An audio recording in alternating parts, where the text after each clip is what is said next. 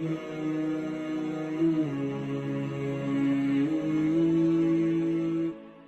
اللہ الرحمن الرحیم۔ السلام علیکم۔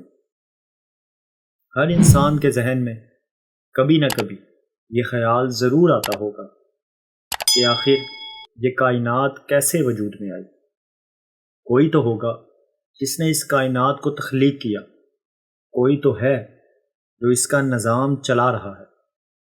کیا یہ ممکن ہے کہ اس کائنات کا کوئی خالق نہ ہو؟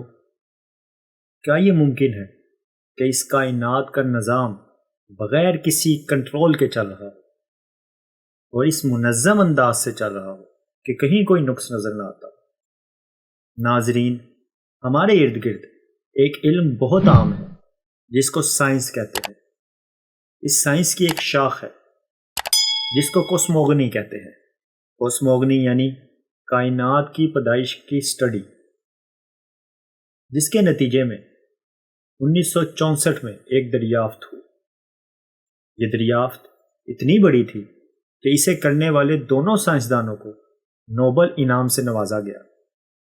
ان سائنسدانوں کا نام تھا آرنو پینزیس اور رابرٹ ولسن۔ ان دونوں نے خلا میں ایک طرح کا ریڈیشن دریافت کیا تھا، لیکن عجیب بات یہ ہے کہ وہ ریڈیشن نہ تو کسی ستارے سے آ رہا تھا اور نہ ہی کسی سیارے سے اور نہ ہی کسی دوسری کہکشاں سے، بس خلا میں بکھری ہوئی ایک انرجی کی طرح تھا۔ یہ لوگ کائنات میں جہاں بھی نظر ڈالتے انہیں یہ انرجی محسوس ہوتی دکھائی دیتی۔ یوں لگتا تھا جیسے کسی زمانے میں بہت بڑے دھماکے کی وجہ سے پیدا ہو کر ہر طرف پھیل گئی ہو۔ لہٰذا انہوں نے اسے کاسمک مائکروویو بیک گراؤنڈ کا نام دیا۔ آج دنیا اس دھماکے کو بگ بینگ کے نام سے جانتی ہے۔ آسمان، زمین اور اس میں موجود سب ایک ہی تھا اور پھر پوری قوت سے ہونے والے دھماکے کے نتیجے میں علیحدہ ہوا، اور اس دھماکے کا نام بگ بینگ تھا۔ لیکن اس دریافت نے ایک بہت بڑا مسئلہ کھڑا کر دیا جسے ہم ہورائزن پرابلم کے نام سے جانتے ہیں۔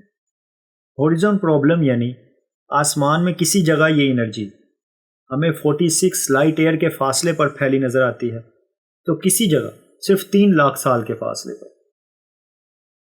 اب اس مسئلے کا ایک ہی جواب ہو سکتا ہے کہ کائنات میں روشنی مختلف جگہوں پر مختلف رفتار سے سفر کر رہی ہے، جو کہ ناممکن ہے، اور ہمارے علم کے مطابق تو یہ فزکس کے قانون کی بھی خلاف ورزی ہے۔ روشنی کی رفتار تو ایک ہی ہوتی ہے، 3 لاکھ کلومیٹر فی سیکنڈ۔ اگر یہ بات سچ ہے تو کچھ جگہوں پر روشنی کی رفتار مختلف ہے، تو پھر ہمیں یہ بھی ماننا پڑے گا کہ ان جگہوں پر وقت گزرنے کی رفتار بھی مختلف ہوگی۔ اب اس مقام پر پہنچ کر ہمیں یہ احساس ہونے لگتا ہے کہ سائنس بھی ہمیں ایک حد تک ہی علم دے سکتی ہے، یا ابھی سائنس کو کائنات کے بارے میں جاننے کے لیے ابھی اور بہت وقت درکار ہے، کیونکہ سائنس کو ترقی کیے ابھی چند سو سال ہی ہوئے ہیں۔ لہٰذا ہمیں اس کائنات اور اس کائنات کے خالق کو جاننے کے لیے چند سو سال سے پہلے کے لوگوں کے علم کی طرف رجوع کرنا پڑے گا کہ وہ کائنات کی تخلیق کے بارے میں کیا کچھ جانتے تھے۔ پوری انسانی تاریخ میں بہت سی قدیم تہذیبیں رہی ہیں، جس میں سب سے پرانی تہذیب سیمیرینز ملتی ہے، جو موجودہ دور کے علاقے عراق میں واقع تھے۔ یہ علاقہ دنیا کی قدیم ترین تہذیبوں کا گھر تھا۔ سیمیرینز تقریباً 5000 سال پرانی تہذیب ہے۔ ناظرین، آئیے ہم یہ جاننے کی کوشش کرتے ہیں کہ سیمیرینز کا اس کائنات کے خالق کے بارے میں کیا نظریہ تھا۔ سمیرا کی پرانی ملنے والی تختیوں میں ملتا ہے کہ نمو نامی ایک قوت ہے جو ہمیشہ سے موجود تھی۔ اب ہم چلتے ہیں 3000 سال پرانی تہذیب مصر کی طرف، جو اپنے دور کی سپر پاور تھا، اور مصر کے نام سے آپ بخوبی واقف ہیں۔ مصر کے لوگ بھی اپنے احراموں میں لکھی ہوئی عبارات میں بتاتے ہیں کہ نن نامی ایک طاقت نے پانی کے ایک بہت بڑے سمندر سے زمین اور آسمان بنائے۔ اگر ہم 2300 سال پرانی یونانی تہذیب کے بارے میں بات کریں تو وہ بھی پانی کے ایک کالے سمندر سے اس کائنات کی تخلیق کے بارے میں بات کرتے ہیں۔ ناظرین، اب ہم بات کریں گے موجودہ دور کے بڑے مذاہب کے بارے میں۔ سب سے پہلے ہم بات کریں گے ہندو مذہب کے بارے میں کہ ہندو مذہب کی کتابوں میں کائنات کے خالق کے بارے میں کیا کچھ لکھا ہے۔ پرانا جو ہندو مذہب کی کتابیں ہیں ان میں ہے کہ کائنات کو برہما نے تخلیق کیا ہے۔ ہندو مذہب کی کتاب اپنشد میں لکھا ہے کہ خدا ایک ہے۔ ایک اور جگہ آتا ہے کہ اس خدا کے کوئی والدین نہیں ہیں۔ ہندو مذہب کی سب سے پرانی مانے جانے والی کتاب رگ وید ہے، اور اس میں ہے کہ خدا ایک ہے، لیکن عقل مند لوگ اسے کئی ناموں سے پکارتے ہیں۔ ناظرین، اب ہم دیکھتے ہیں موجودہ دور کے سب سے بڑے مذہب عیسائیت کی کتاب بائبل میں کائنات کے بارے میں کیا لکھا گیا ہے۔ بائبل میں کائنات کو خدا کی تخلیق کے طور پر دیکھا گیا ہے۔ بائبل میں کائنات کی تخلیق کا تصور ہمیں بک آف جینیسس میں ملتا ہے کہ خدا نے اس کائنات کو 6 دنوں میں کیسے بنایا ہے۔ کہانی کا آغاز ان الفاظ سے ہوتا ہے کہ شروع میں خدا نے آسمانوں اور زمین کو پیدا کیا، اور پھر کہانی کا اگلا حصہ تخلیق کے 7 دنوں کو بیان کرتا ہے۔ ہر دن خدا بولتا تھا اور کچھ نیا وجود میں آتا تھا۔ پہلے دن خدا نے روشنی کو پیدا کیا اور اسے تاریکی سے الگ کیا۔ دوسرے دن خدا نے آسمان کو بنایا۔ تیسرے دن خدا نے خشک زمین اور سمندر بنائے۔ چوتھے دن خدا نے سورج، چاند اور ستارے بنائے۔ پانچویں دن خدا نے مچھلیوں اور پرندوں کو پیدا کیا۔ چھٹے دن خدا نے زمینی جانوروں اور انسانوں کو پیدا کیا، اور پھر 7ویں دن خدا نے آرام کیا۔ ناظرین، آپ نے بائبل کے ان آخری الفاظ کو یاد رکھنا ہے کہ 7ویں دن خدا نے آرام کیا۔ اس کا ذکر ہم ویڈیو میں آگے جا کر کریں گے۔ اب ہم بات کریں گے اسلام میں کائنات کے تصور کے بارے میں۔ آسمانی کتاب قرآن کہ جس کی سچائی میں کسی کو کوئی شک نہیں، اور اللہ کے آخری پیغمبر حضرت محمد صلی اللہ علیہ وآلہ وسلم جن پر یہ کتاب نازل کی گئی، اس ہستی نے کائنات کی تخلیق کے بارے میں کیا کچھ بیان کیا۔ قرآن کی سورۃ الانبیاء میں ہے کہ آسمان اور زمین ایک مجموعے کی طرح جڑے ہوئے تھے، پھر ہم نے انہیں جدا کیا اور ہم نے ہر جاندار چیز کو پانی سے بنایا۔ ناظرین، اللہ تعالیٰ نے زمین و آسمان اور جو کچھ اس کے درمیان ہے اسے 6 دنوں میں پیدا کیا ہے۔ کئی قرآنی آیات میں اس حقیقت کو واضح کیا گیا ہے، جیسے سورۃ الاعراف میں ہے کہ بے شک تمہارا رب اللہ ہے جس نے آسمانوں اور زمینوں کو 6 دنوں میں پیدا کیا۔